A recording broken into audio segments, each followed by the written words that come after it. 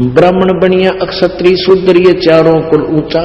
देखो वाणी में कितना अंतर है पुण्यात्मा। ब्राह्मण बनिया, अक्षत्रिय, शूद्र, वैश्य कहो चाहे बनिया कहो, ये चारों कुल ऊंचा। अभी नकलिया नतनियों का रखा शूद्र वर्ण तो जो है ना ये नीचा कुल है, शूद्र नहीं।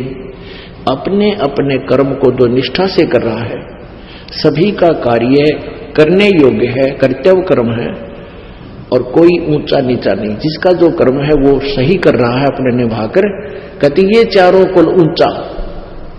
और नुग्रे द्वार न जावे योगी, जो सत सोजत इंद्री सूचा। कि अगर ठीक सत साधना करने वाला हो और परमात्मा का नाम ले रखा हो, पूर्ण परमात्मा की भक्ति करता हो, इन चारों कुलों में किसी भी कुल में किसी भी वर्ण में उत्पन्न हो और ये साधना कर रहा हो और ये साधना ना कर रहा हो, उस निगुरे के घर नहीं जावे। इन चारों वर्णों में जो सत साधना करता है तो उसके आहार आप कर सकते हो, ऐसा लिखा है।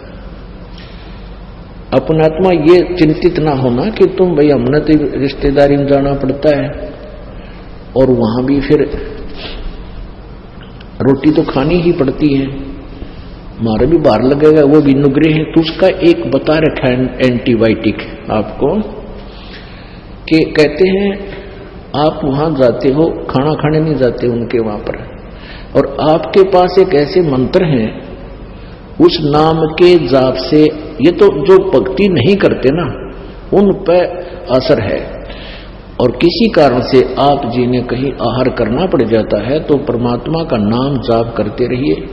और अन्न देव की आरती है छोटी सी, उसको आप कीजिए, आपको हानि होगी नहीं आपको, और जिसका अपना आहार किया उसको पुण्य हो जाएगा। इस तरह मालिक ने बताया है।